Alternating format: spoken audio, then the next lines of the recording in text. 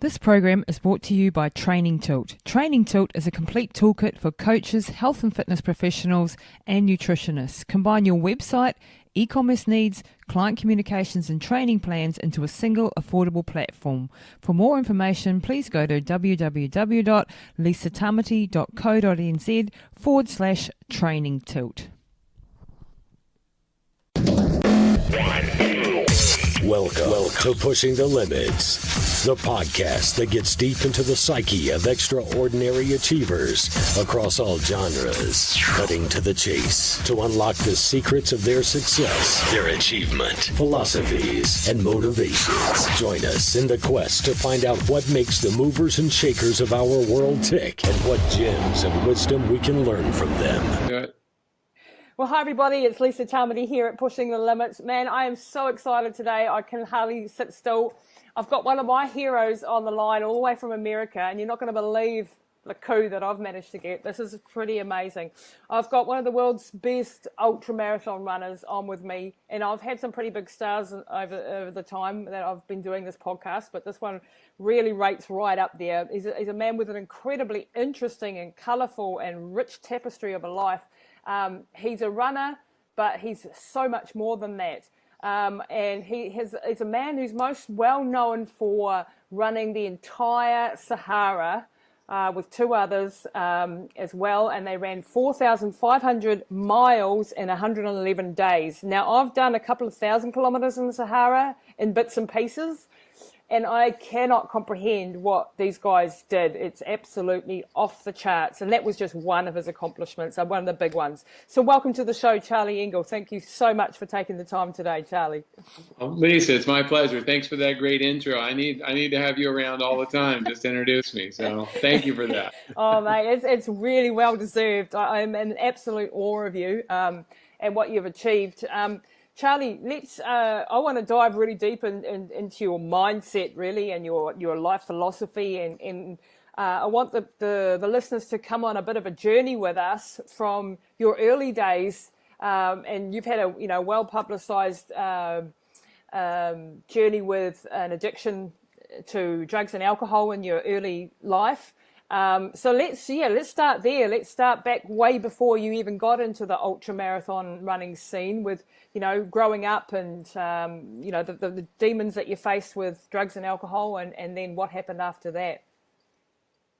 Yeah, thanks for that. I mean, it is a crazy trip, and I've learned through the years, and I will talk about that in a second, but there's so many people in the ultra community who have some relationship with addiction, whether not necessarily drug and alcohol addiction, but I think there's a drive and something about our personalities that even if a person had never touched drugs or alcohol, there's a personality trait that's very common with ultra distance athletes of all kinds. And I think that for me, my addiction, I mean, I guess you could say it started when I was born, but, I grew up in a house with a lot of alcohol, a lot of drugs, and, I was a bit of an overachiever in high school and decided to sort of go a different way.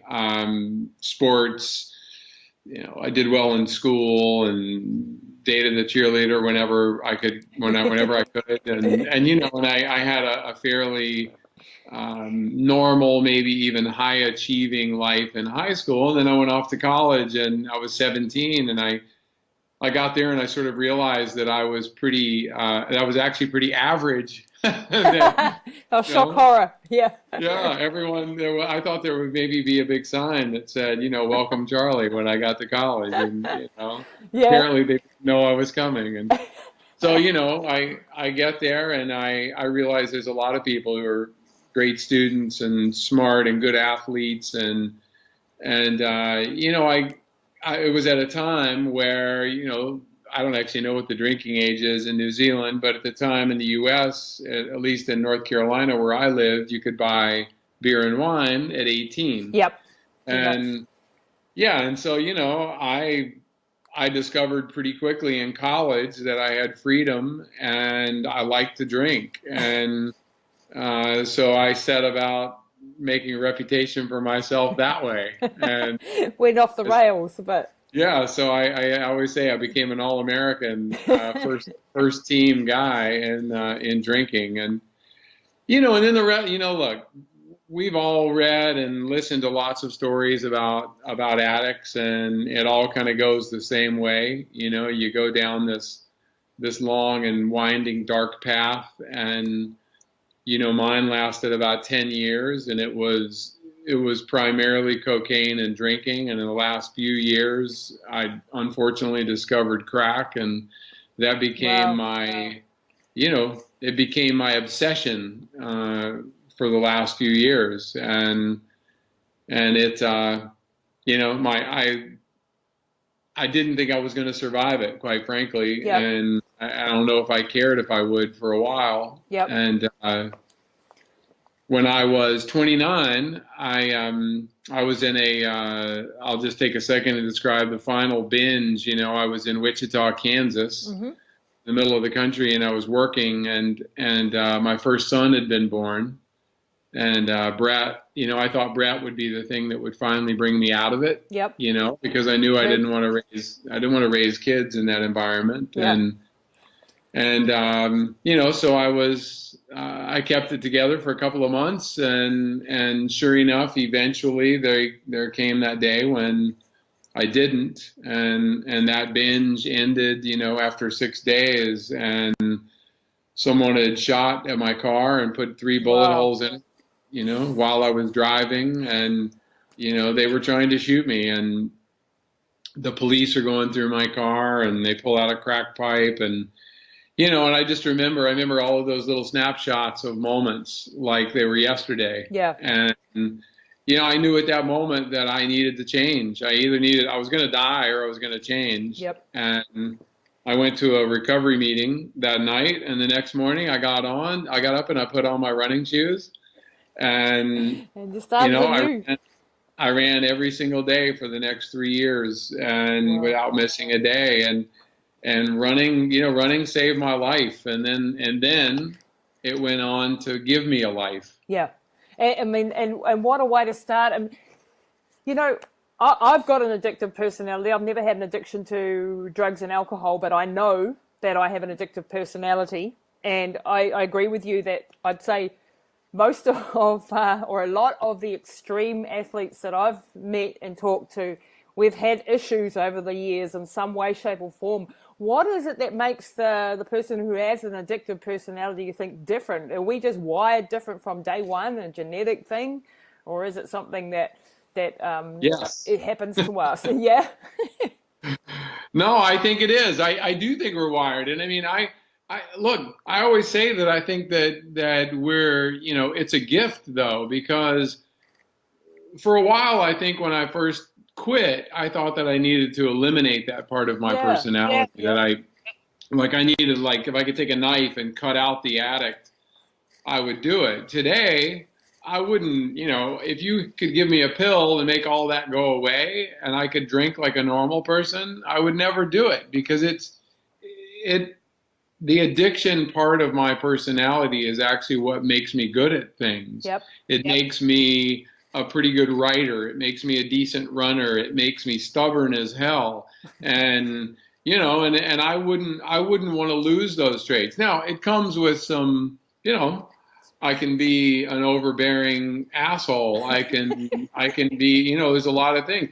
As I've gotten older, though, I've learned that, the words "I apologize" go a long way, and I have to strike that balance, sometimes. Yeah, totally. And you are I think you have. It is a gift in the way, because I'm wired the same way, that, overachieving or driving and determination beyond what most people can comprehend, if you've got a bee in your bonnet and that's what you're going for, good, bad, or otherwise. And that makes you really powerful in the fact that you can overcome obstacles that would otherwise, never get you there. But at the same time, the flip side of that is actually a weakness as well.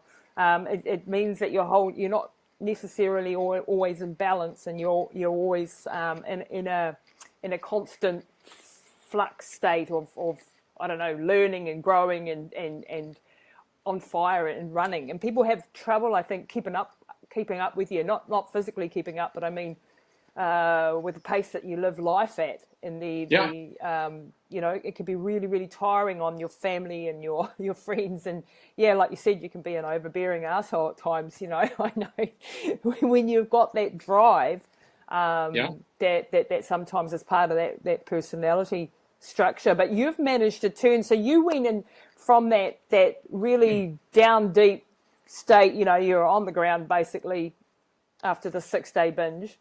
And I remember reading that you went and did the Big Sur marathon in a drugged out state pretty much. Yeah, and that was the high. It was your first marathon because you had been still running, so you were still functioning. And you did it in a time that faster than I've ever run a marathon, and that just pisses me off. Sorry. You know, like, talk about natural ability. It's just wrong, you know. That's tell funny. that story. Thanks for saying that. I appreciate that. Yeah. How do you manage to run that fast when you're, you know, and that was your first marathon? You had no idea what you're doing. You must have been dehydrated to hell. Yeah, so tell a little bit about that story.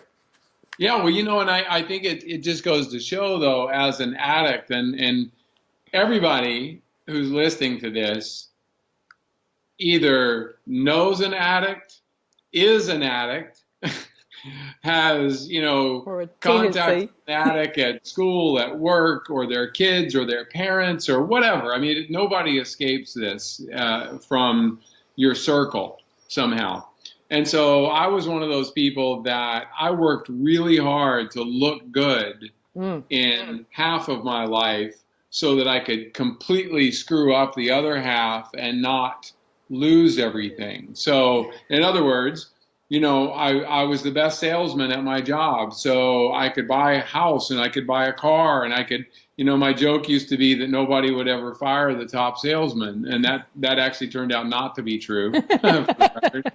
But you know, there was this thing I wanted. So running my first marathon was really about, I was 26, I think, or 27, but you know, it was really about doing something else that made me look normal. Yep. Like, you know, I figured, hey, a drug addict can't run a marathon. Yeah. So if I could do this, once again, I've proven to other people, and maybe to myself also, that I don't have a problem. Yep. And I was just all screwed up in the head. But on this particular, I made the decision to enter the race about a week before the race. So needless to say, I didn't exactly prepare. Now, to be fair, through the years, I had tried to quit 100 times because any addict, I mean, it's a miserable life. You know, there'd be brief moments of euphoria, of course, followed by an incredible amount of shame and guilt and embarrassment and all the things that go along with the stupid things that I did. And so I knew that I wanted to do this marathon, but I'm sorry, I missed my point. But during those years, I would hit bottom, straighten up for 2 or 3 months. Yep. You know, get my act together, be a good boy, show up at home, show up at work, do all those things. And during that time, I would run. So I knew, you know, like running was a key throughout the years was always there for me. Mm-hmm. And I knew it's the first thing that I did when I wanted to get it back together. That's the first thing that I did was to run. And so I knew how to run. I had just never run a marathon. I'd never entered, or, you know, that kind of race or anything like that. And so I decided a week before this race to go. And I had been running a little bit before then and decided, hey, I'm going to do this marathon.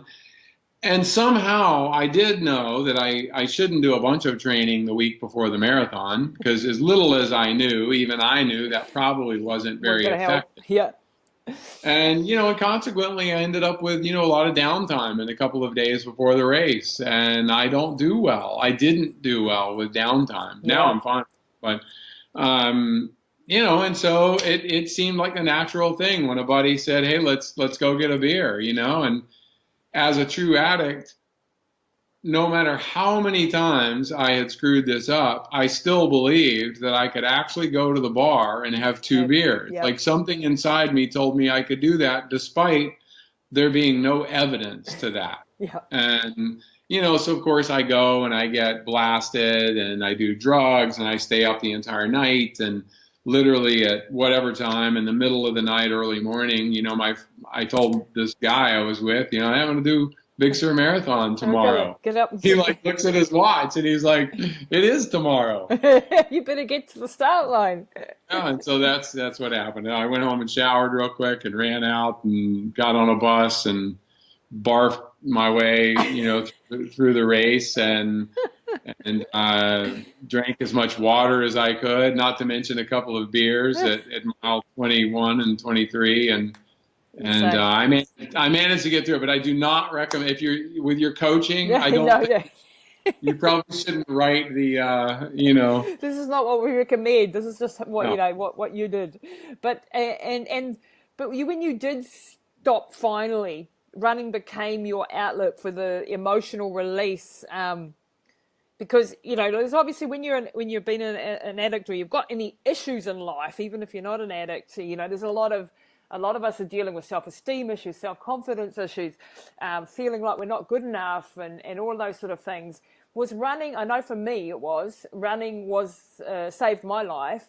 It turned me around at a time when I'd been through an abusive relationship in my early years, and I thought I was useless and hopeless and nothing. And when I did, my case, I did the Marathon des Sables. It was my first race. I'd never done a marathon even. I just went straight to the Marathon des Sables and ran that. I had done a lot of other stuff before, but not actual running. And that was for me a turning point where I people were telling me I was great and I was good, and I'd been told my entire adult life that I was useless and I was hopeless at this and hopeless runner, hopeless this, hopeless at everything. And so that was for me a real turning point. And then I just wanted more and more of that, which gave me those good feelings, which was running. And so I ran and I ran and I ran and I ran. And that was an emotional release for me, in a confidence building thing.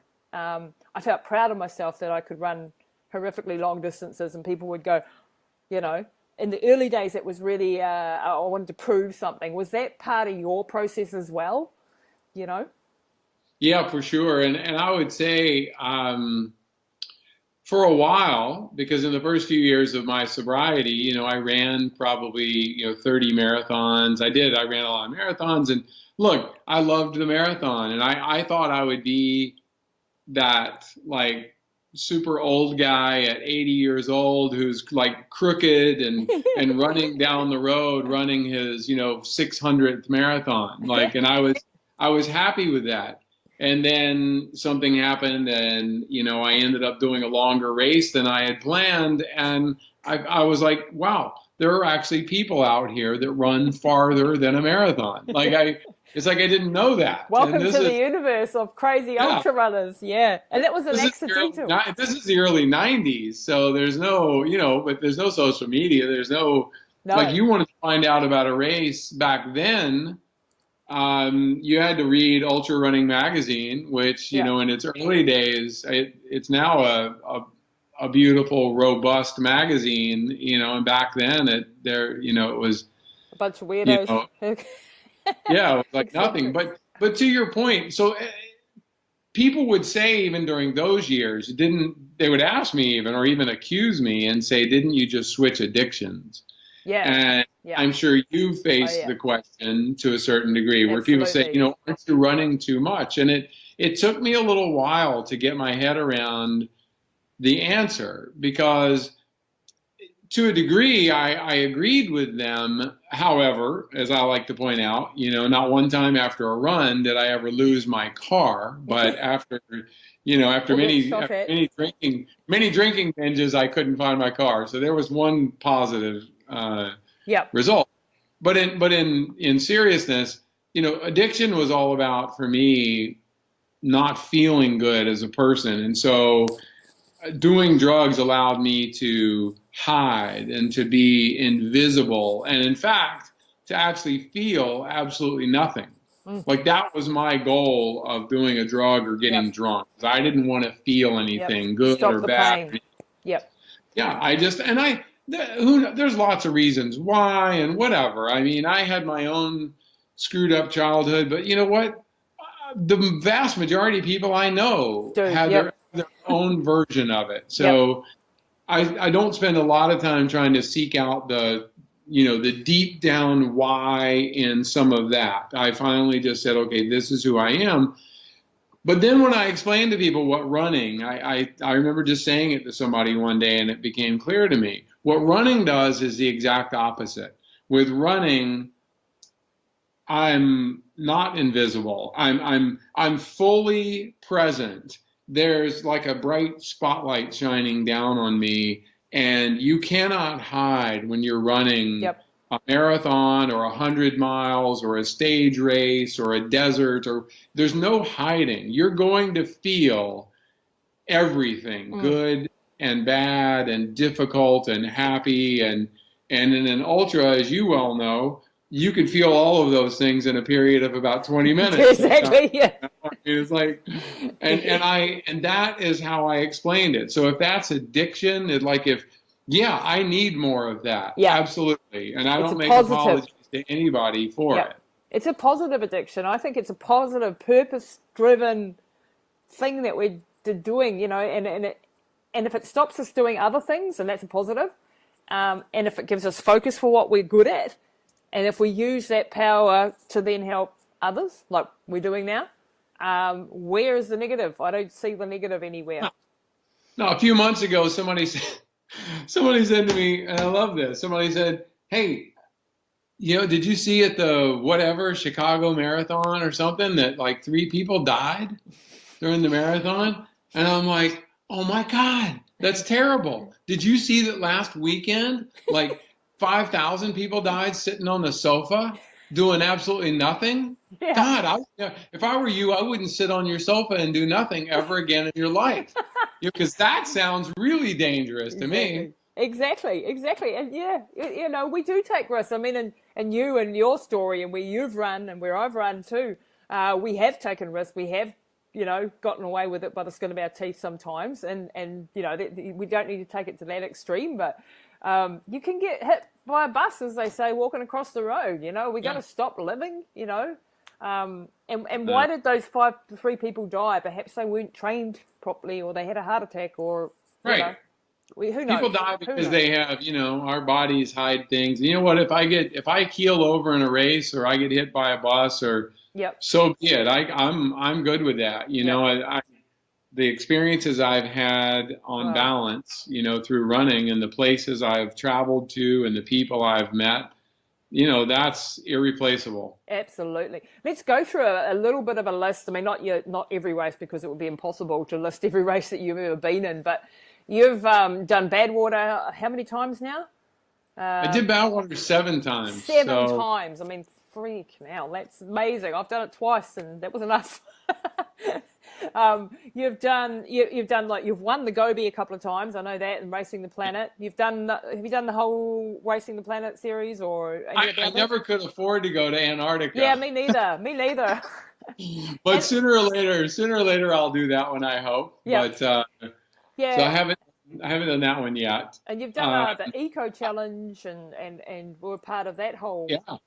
No, I have to tell you too, because you may know this, but so I used to do a race called the Southern Traverse in New Zealand. Every year. Yeah, so I did that a few times. Down in the South Island. There was a race in Nelson in that area one year, and just absolutely. I mean, it's some of my favorite memories, because it's such of course, I'm not just saying it because I'm talking to you, and maybe a lot of your listeners are keys, but it's a beautiful, I mean, it. Yeah. It's a beautiful country, and it's a sports person's paradise. I mean, it really is. It's mountains and water and everything in between, and a friend of mine back in the day is one of your more famous athletes, a guy named Steve Gurney. Who I don't know. Yeah. I know Steve. Yep. Yeah, Steve was one of the toughest, he was on some of those really great eco challenge teams back in the day, and a couple of Aussie friends of mine too, and just he was such a nice guy. And there was a race that he always tried to get me to do that he won every year called the Coast to Coast, I think. Yeah, that's right? it. They've just had it recently. Yeah, he's done that. Yeah, he won that. I don't know how many would times. like to come there and do that someday. Hey, they have it. They had it just 2 weeks ago, I think it was. Yeah, a fantastic event and really iconic event here. Very, very highly regarded event. Yeah, totally. But adventure racing really taught me. I always say adventure racing taught me how to suffer. I did a race called the Raid Gauloise, a French race, a few times. I did the Eco Challenge, and during that same time, I actually did. I qualified for Kona Ironman in 2000. So I did that, and I started doing these stage races. Similar, I mean, all of them are really based on Marathon des Sables. Yeah. The 4 deserts, and there was one in the Amazon, the Jungle Marathon, and I did a couple over in Africa. And there, what I figured out was I really liked those stage races because of adventure racing, I was good carrying a pack. Right. Like I liked carrying my gear. Yep.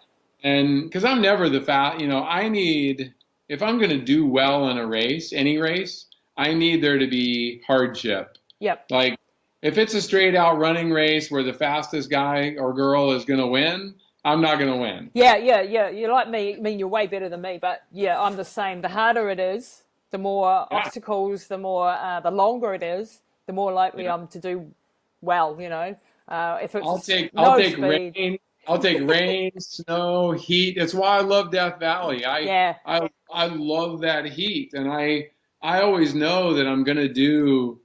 I've been top like 5 there 5 times. Wow. Which is actually better than my talent. In other words, I'm just good at that race. Yeah.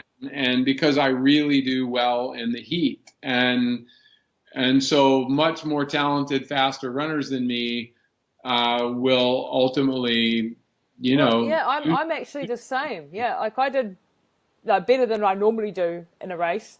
The 2 times I did Badwater, and same with the the likes of the Sahara races and the Marathon des Sables and all of those sort of things. And when I went up into the Himalayas and started doing races, oh man, disastrous. Disastrous. Or put me in a mountain race, and I'll struggle like hell to get anywhere. So yeah, each to their own, I suppose. We've all got our specialties of what we're good at, and heat just seems to be. But Death Valley, are you going this year? I'm trying to get there. I've got one of my athletes that I coach has just qualified, so I'm hoping to get there in July. Are you going to be there? I'm not this year. Yeah, I made a decision not to go this year. Yeah, sorry. I hate that. I love that race, and it's pretty amazing.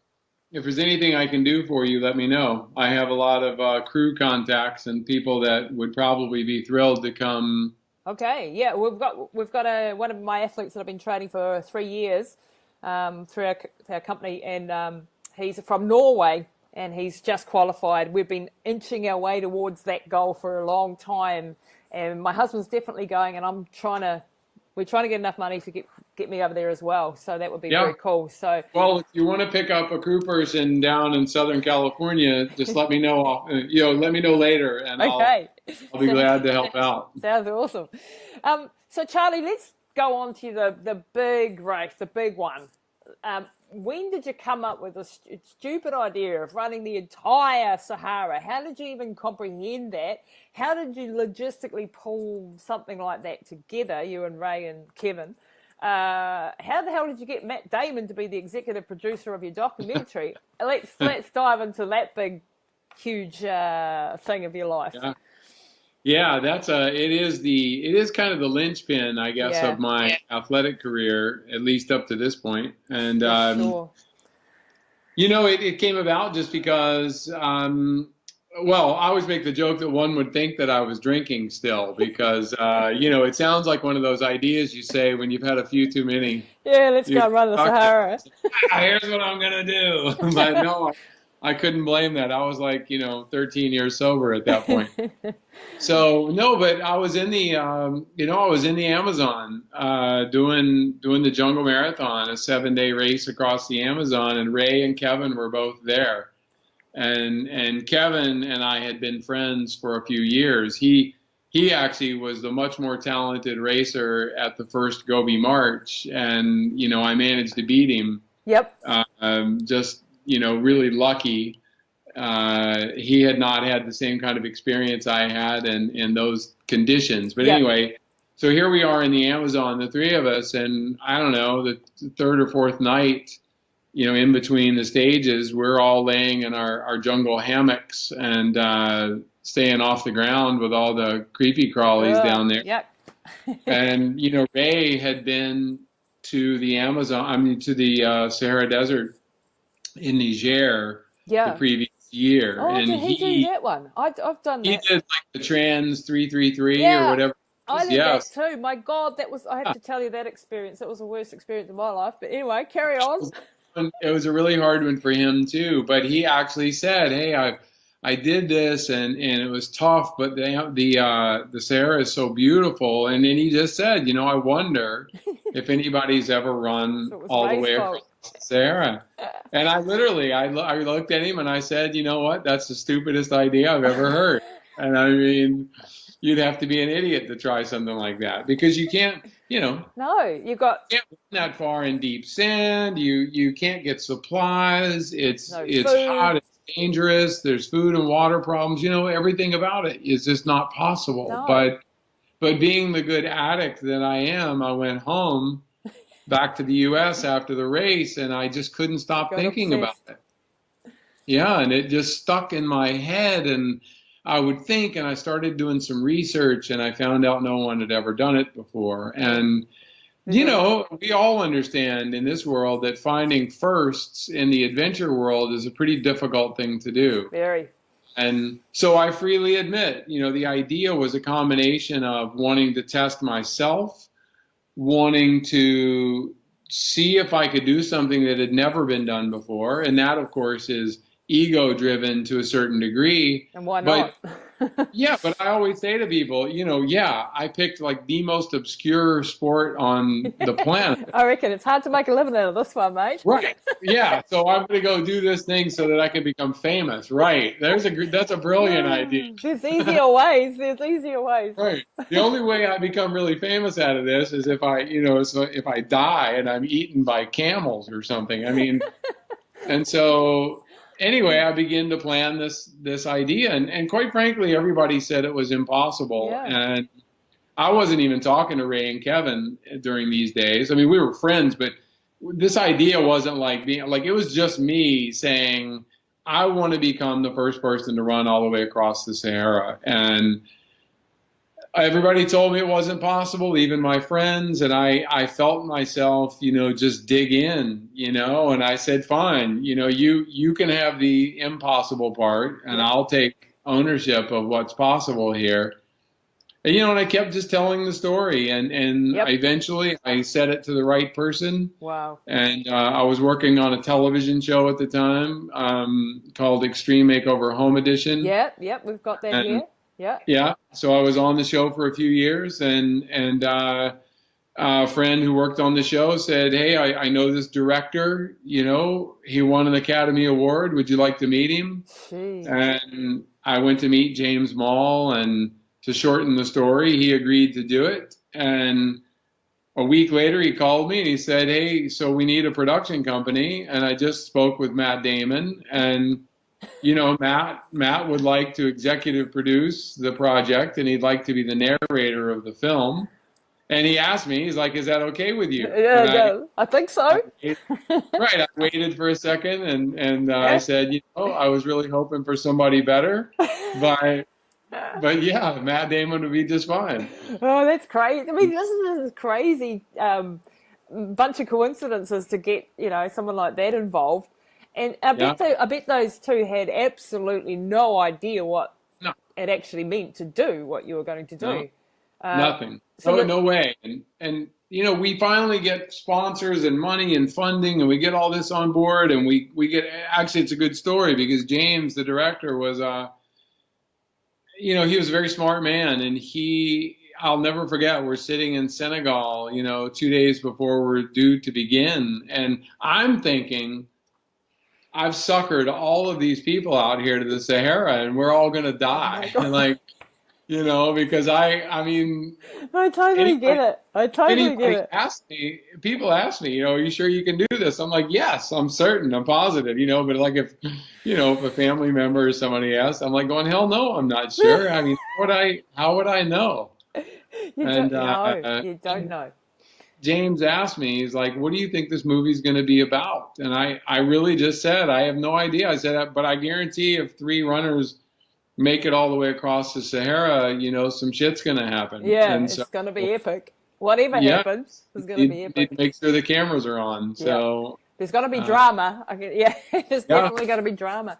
But to have that confidence in yourself, I mean, I've been like, you know, that Trans 333 in Niger that Ray did as well. That was hell, and that's like a segment, a tiny segment. It's really dangerous. It's. Well, you didn't have any support people. At least I had people most of the time out there trying to make sure I wasn't going to die. I got food poisoning. My husband has asked for a divorce the week before. He was in the race too, and he was meant to be running with me, but he decided to go off. So I was on my own. There was only 17 of us, and so I was alone with food poisoning because the food hadn't arrived from France. So I was shitting and vomiting my way across the Sahara, passing out. Oh my God! And then, as you know, like sometimes trucks would come along, like with 150 Bedouin men on them, and you're a little girl running across the damn Sahara on your own. The chances of survival were pretty. You know, it was pretty crazy, and that's why when I heard that you'd done that, I was just like, you know, the logistics. I mean, I've ran through New Zealand as well, and I remember standing at the start line too, and that's only 2,200 kilometers, and it's, you know, on roads and safe and everything. But I felt like that too, that I'd suckered everybody in, and oh my God, I've actually got to run this thing now. And then it suddenly dawns on you that you're responsible for a huge logistical thing, and all these people that are, you know, you've told that you're gonna. I mean, Matt Damon. Oh my God, I can't even imagine the pressure of having James Moore, Matt Damon going, "Yeah, we're backing you. You know, you better run across the Sahara. You better make it." It was a lot of pressure for sure. It really was, and I had to, as you well know from your running career.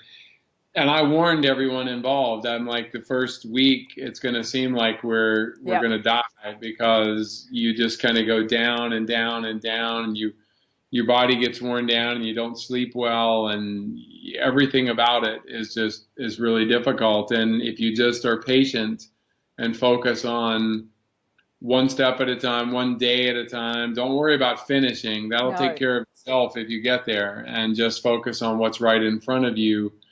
And not give up. I mean, the only thing that, it sounds easy to say, but you just like running, I don't care, just like running 100-miler.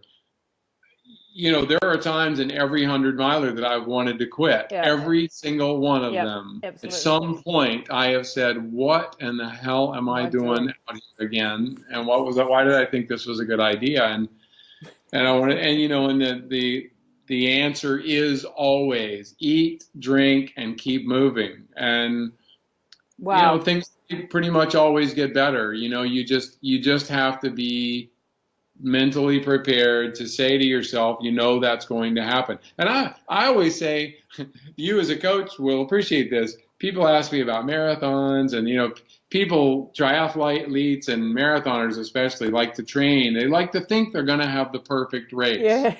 Like if I train perfectly and I eat and drink perfectly and the weather's like, I'm going to have this and I'm like, first of all, where's the fun in that? You know, I mean, how boring, no adventure.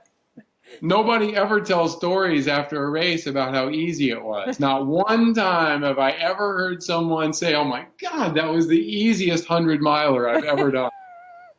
You know, because instead they're telling the stories of, you know, being dehydrated or getting lost or sick or their blisters or whatever, because people are afraid of those things, but those are the things that actually, those are the rewards.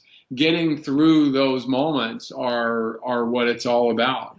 Well, I really, I hope people understand the value bombs that you just dropped in the last few minutes there, because anyone who's listening to this really needs to rewind the tape there and listen to that again, because that's real key advice. If someone had said that to me before I did the run through New Zealand, for example, that the first week was going to be the worst, or the first 2 weeks, so it just went, and then when you think there is no tomorrow, there is no way I can take even another step, and you're so injured and you're so broken, that's when the body starts to come right. It's almost like the body and the mind are trying to sabotage you, because it thinks, we're in survival mode, we've got to stop her somehow, so let's make everything hurt and stop her. And if she doesn't, oh shoot, we better get on with it, because obviously she's not listening. The body is like going, the body is saying, this person is trying to kill me. Yeah. And I'm having none of it. And then it's an amazingly resilient, you got to, just like fuel for your car, you got to feed it. You got to water it. You got to do all those things maintenance wise. And if you keep doing that and you just get up and you keep moving every day, or if you're in a race, a very long single race, I always say the chair is the enemy.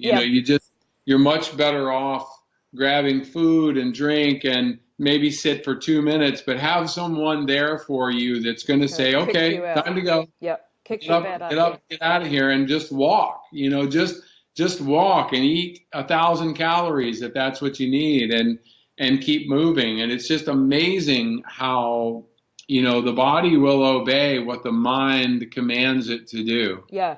And that sounds so easy, but that is the actual science of all the experience that you have. Saying that is really key. And I think people have this, people who haven't done ultras have this misconception that we never walk, and that walking is not a good thing in an ultra. What's your opinion on that? Oh, I walk my ass off, and I walk faster. Exactly. The thing is, I walk faster than, I run. I practice. The things I practice? I practice downhill running, and I practice walking. Mm-hmm. And of course I do my normal running, but, my experience through the years is you use way too much gas trying to outrun people going up steep hills. Yep. Because it just is pointless. It makes, to use all that effort to try to stay with someone, whereas if they get 30 seconds or even a minute ahead of me, like at Badwater is a great example. I go all the way up that 18 miles from Stovepipe, up to Town Pass, and it's 14 miles down the other side. Lots of people will pass me on that stretch. Yep. And I will pass every single one of them on the other side. Yep. And I haven't burned all that gas getting up to the top. And it happens every single time. And there's just, I think walking is some of my fastest marathons even. And I was never a super speedy marathoner, but I ran several dozen marathons under 3 hours. Wow. And, that's fast. And even during those times, I walked during all the water stops, those kind of things, because you clear out a little bit of lactic acid. You give away so much, especially in an ultra, when you finally hit a point where you're not just walking, you're practically crawling. Yep. You give away so much more time that if early in the race, if you had just saved some of that energy, because it's hard, I get it. In the first 20 miles of a 100-miler, it's difficult to make yourself fast walk a steep hill. But I do it every time, because there's just no... Because you're experienced. Yeah, and in your mind, you're thinking, oh my goodness, if I'm walking already at mile 15, how the hell am I going to run 100 miles? But it stops that whole process. It actually slows the lactic acid buildup. It stops you going into that survival mode where the brain starts to really freak out and try and stop you recruiting your muscles. Yeah. So I hope people are really listening to that and take that on board, that walking is a part of the run. If you're doing ultras, it's a part of the run training. And I know, when you come from the marathon scene where it's all about, running the entire distance. It's a mindset shift. It's also a big mindset shift when you go from road to trail, I think, and when you go hills. And it's not. I remember someone saying to me when they watched a documentary of me doing Death Valley, and they said, "Well, it doesn't look very athletic. You're very slow," And I thought, you couldn't even run around a tree in Death Valley, man. It is so hot that everything has to be relative. You have to drop the pace. Or when I've been at altitude up, around 5,800 meters or whatever, and you're walking and people are going, well, you're only walking. I'm walking after 40 hours at altitude and 5,800 and minus degrees, and they just don't get it when you've just done a city marathon or you've done you're a road runner. It's a different mentality, isn't it? Well, my goal is always efficiency, and there's Kilian Jornet, and there's a few people out there that don't, they don't count because they're just, there's just something that they have. They're the Michael Jordans of the sport, and so the rules don't really apply to them. But for the vast majority of us, even people like me who will, I'll usually finish in the top whatever percent of a race and do pretty well. I have to gauge my effort. I know that the goal is for me to, first of all, my hope is to run a negative split. And I've actually run a negative split at Badwater a couple of times. Wow. Which is not easy to do. Hell no. So, because it takes a lot of patience to wait until the second half of a race to go faster. And that, I think that goes to this point, and I'm not an advice giver. I only tell people what I do and wouldn't dare tell somebody else what to do because I'm not good at it. But I get the question all the time about, I want to go from the marathon to running ultras. How should I do that? What do I do? And I'm usually very much a smart ass. And I say, okay, do you own a computer? And they're like, yeah. I'm like, okay, find a race, enter it. Enter it and do it. And go do it. And because that's the only, there's always this fear of the unknown, but you and I both know, a 50-miler is not twice as hard as a marathon, and a 100-miler isn't 4 times as hard as a marathon. It's different. It's different hard. It's a different hard, and it's in some ways I think it's easier. Some of the hardest races I've ever had were running marathons when I was trying to go my fastest. The PB, yep. So for freaking 3 hours, I was on, I was redlining, and I was on that edge of catastrophe all the time. And I try to never get to that point in an ultra. Yeah. I want to maintain a pace that I can keep going for 100 miles the entire time. Yeah. And it takes patience and it takes learning. I say the same thing about marathons too, though. Why? You're in a safe environment. You're surrounded by lots of staff people. You got medical people. You got other runners around. The basics. Just go out there and do it. And whether you fall on your face and you end up walking the last 10 miles or you have a personal record, you're going to learn from it, and you're not going to die. You really aren't. Every once in a while somebody does, but that's it's just statistics. Yeah. And you're going to learn. You're going to learn some things, and so don't be afraid. One of the biggest dangers is people worrying about what they're going to look like on social media, and I've mastered the art of looking like an ass on social media because I don't mind sharing my failures. I'll share successes too, but I want people to see that. That's heartwarming. That's fantastic. I love that open, and I truly believe that, especially when you are a role model like you are, or even like with the stuff that I do, it's so important that you don't candy coat and make it all look plastic and beautiful and shiny, because it's about the failures, and we've fallen on our asses many times, both of us, and that is a part of the experience that we have and the mistakes that we make, and that's why we can, share this and teach and then do it better next time. Failures and pain and suffering and don't be afraid of that, people. That is what life is about. You know, if you I if you just live want in to. a I just bubble. want to have when my ass is sitting on a rocking chair somewhere, at Yeah, some point, hopefully a long time long in the time away. future. I just want to have a bunch of good stories. That's all. Well, gee, you You got know, those. and and we all, the men and women I've known who've gotten older, and you go visit, and they talk about, they talk about life, they talk about travel and running and men or women depending on your preference, and they talk about life. They don't talk about how much they worked. And I think that what running does, I consider it cultural exploration. When I go places, I get to encounter people in a way where I'm not pulling up in some fancy Yeah, car.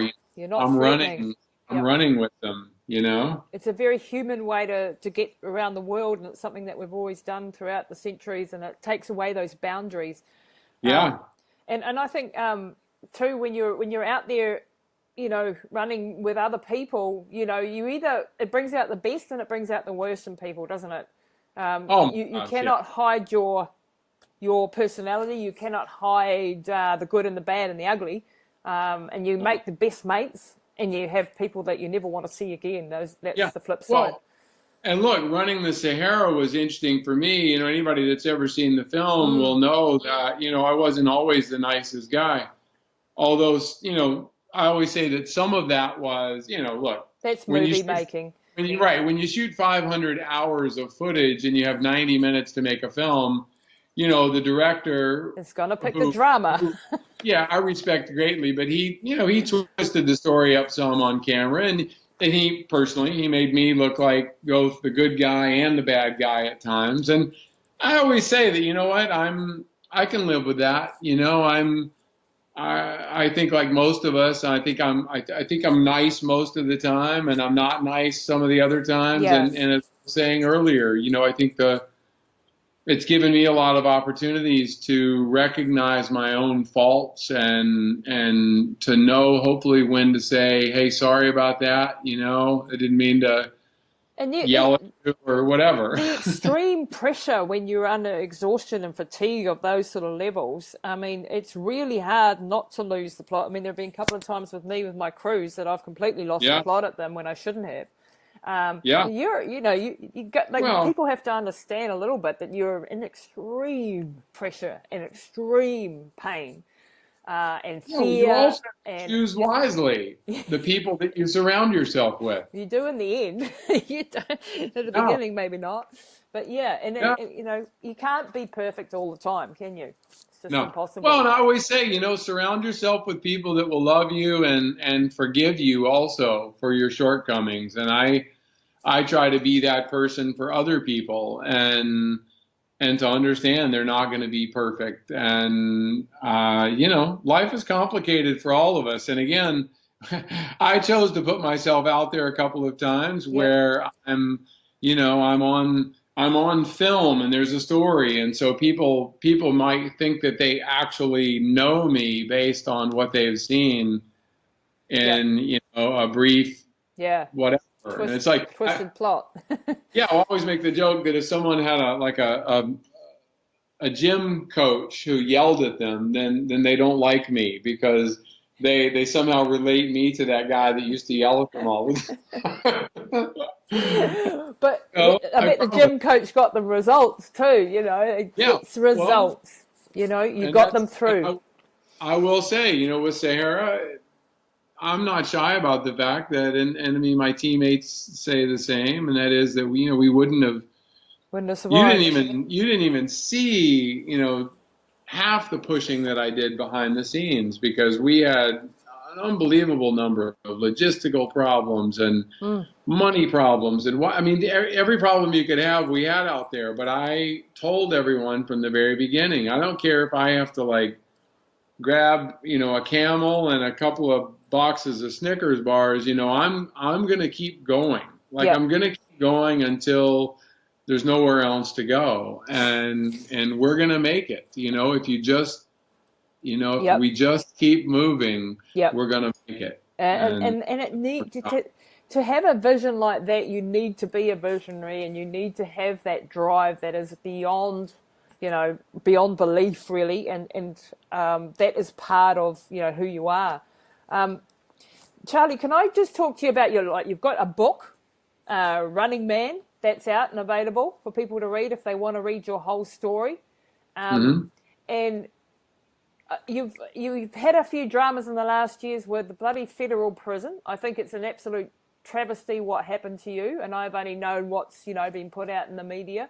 And it seems to me that you were a scapegoat for what the hell are those people that actually caused the whole home loan mortgage crash or financial crash of those years, who are, never saw the inside of a prison cell. And the small person was victimized for doing nothing. I mean, tell us in your own words what you learned out of that whole crappy part that happened to you, and why did that horrible excuse for a human pick on you to make, to go after you like that? Where the hell did he come from? Well, it's a good question. In the what's funny or not funny, funny is always a weird word, but there's, running the Sahara sort of put me on the map. Both outside of the running world. Maybe some people knew me in the running world before that, but outside of the running world, and certainly in my community, I became more well known after that, and I attracted a lot of really great attention, and I attracted some not so great attention. And in short, for listeners, you can Google the heck out of it and find all the explanations, or you can read my book, which would be preferable to me.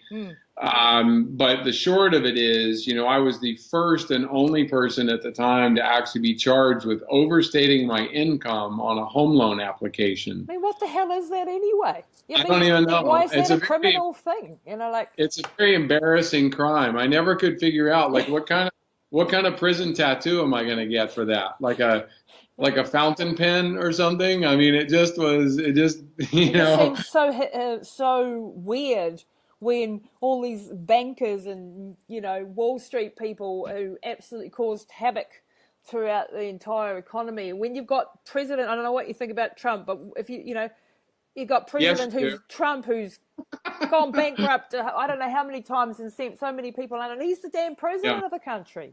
Well, you know me well enough. You know me well enough to know already what I think about him. But I completely agree. Yeah. I mean, it is and in all fairness, and I do try to be not always politically unfair, and I don't want to talk politics, but I was a big fan of Obama, and I still am. But interestingly, he's the one that sent me to prison.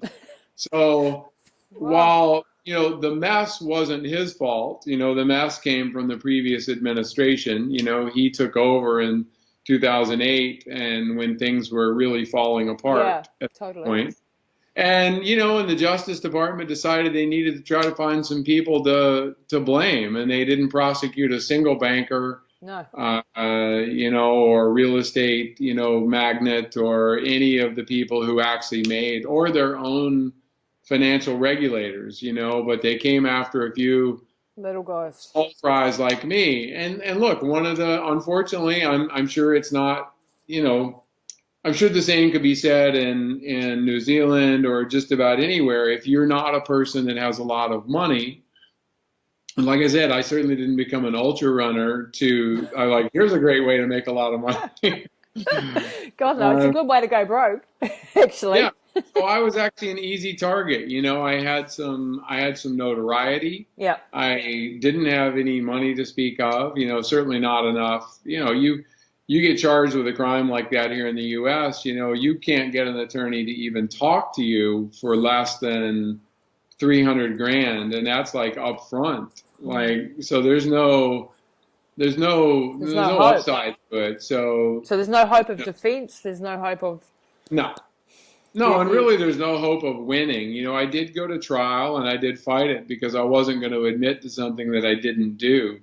And ultimately, and ironically, I was found not guilty of those crimes. I was found not guilty at trial of giving false information, but through a technicality of the fact that I signed a closing package, and anybody that's ever purchased a property, I'm sure it's the same there as it is here. You sign a big giant stack of papers that your attorney tells you. You've never read, that you don't understand. Right, you don't read, and and ultimately that stack of papers had some information in it that was put there by my mortgage broker, very crooked guy, and and my signature basically attested to it. And despite the fact that it was acknowledged that I'm not the one that did it, I was still held responsible. So, absolutely brilliant. Look, I was sentenced, and so I was found guilty at trial, and I was sentenced to 21 months in federal prison. And, I essentially had my, my life and my freedom for a while taken away. Horrible.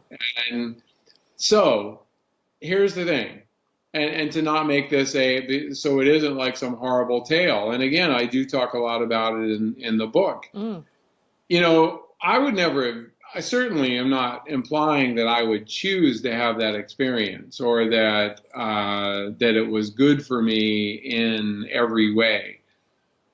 But thanks to being at that time 19 years sober, I had done a lot of really hard running in my life, and I understood the patience that we've talked about here, today, and this idea that if you always just keep moving forward, things will work out. And I approached prison the same way. I certainly wasn't looking forward to going, but I accepted the fact that I was going, and there was nothing I could do about it. Yeah. And once I reached that place of acceptance, I went in there and I did exactly what I hope I always do. I went in and I knew that my happiness was completely up to me and nobody else. And, I went in there and I started running. And you took a whole lot of guys with you. Yeah, when I got there, there were like 3 people running on this track. Out of 400 inmates, there were really no runners. There were a lot of guys doing push-ups and pull-ups and the normal stuff. And by the time I left 18 months later, there were about 50 guys in my running group. And, we even did yoga out on the softball field a few days a week. And, I will say that the first time I did yoga out there by myself in the middle of a softball field was not a comfortable. I don't recommend doing yoga in prison by yourself, on the softball field. So. Good way to get in trouble, I'd say. I was harassed a bit, but it all worked out, and I did, and I also got an opportunity to be in there and see.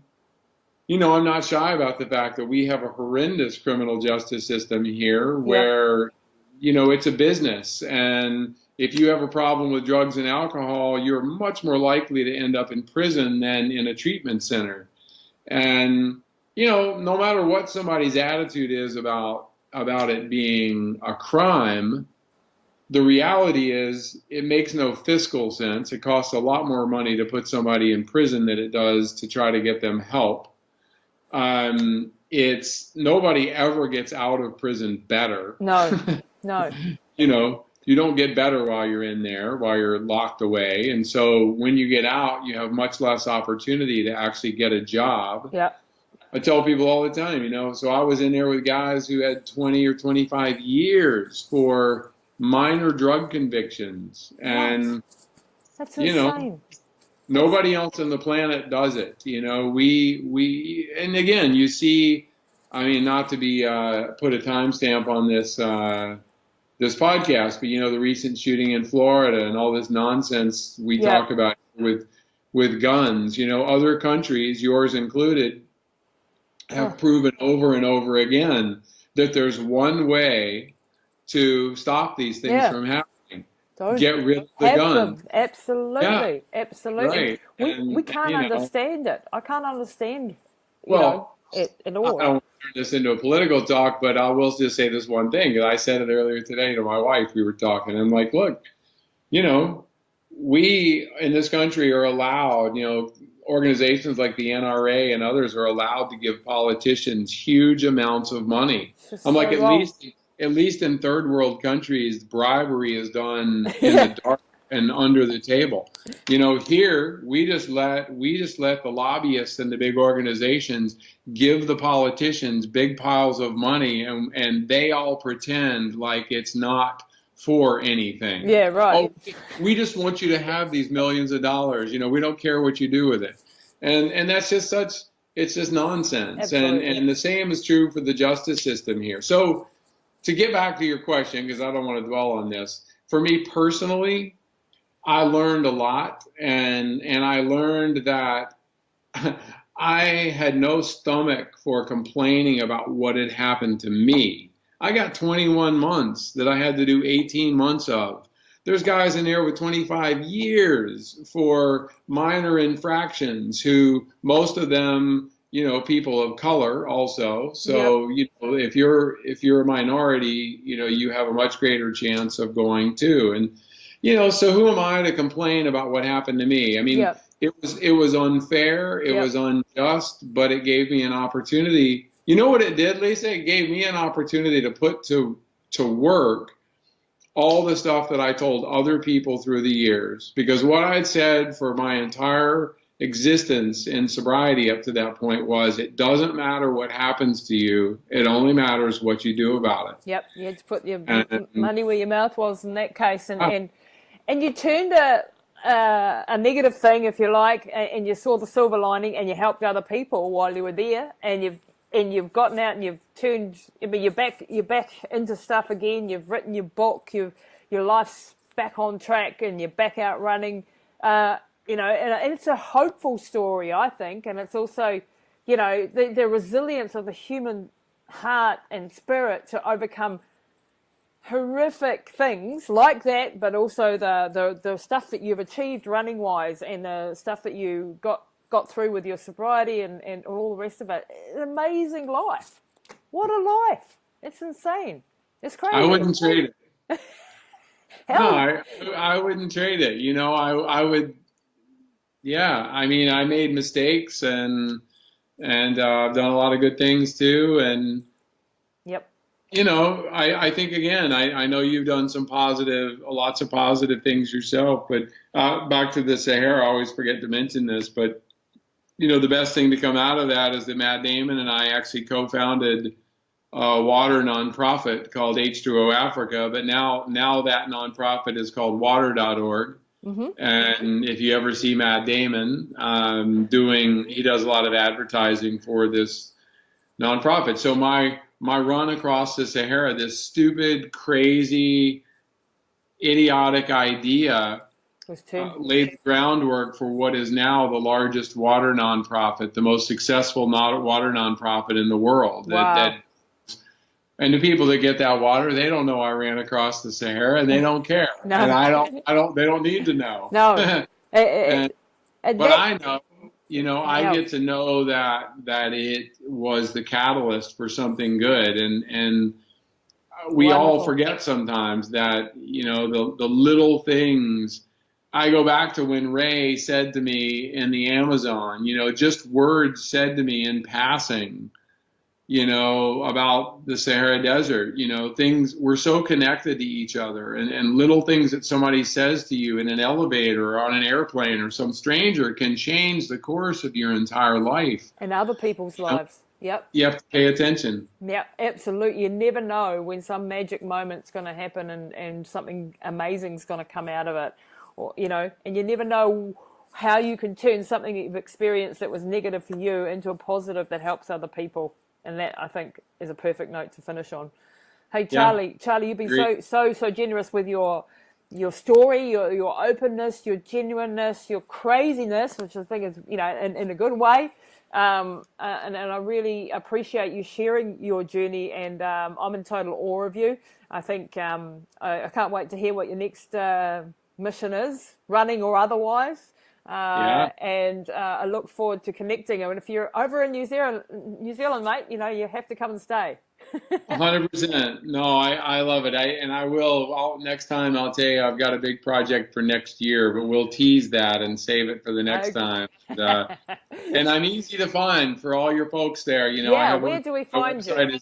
The website is just my name, just charlieengle.com, and I'm mostly an Instagram person these days. So, if if you want to follow just kind of whatever Just I'm up at to. Charlie Engle on Instagram. That's it. That's And it. your book is Running Man, and where can people get that? Just on your website or?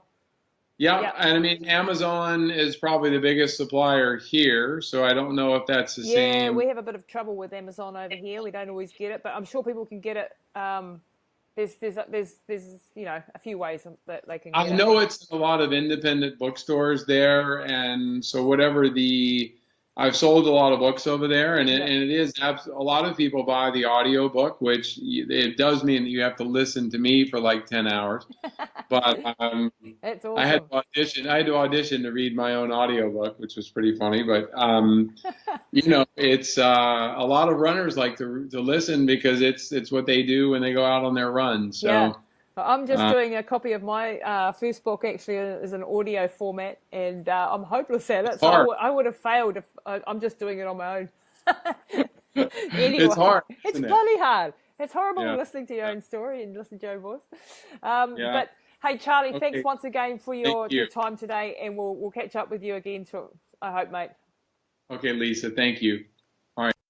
That's it for this episode of Pushing the Limits with your host, Lisa Tamati. Please don't forget to rate, review, and subscribe, and share all this goodness with your networks so we can impact more lives with positive insights and inspiring conversations. And check us out online at www.lisatamati.co.nz.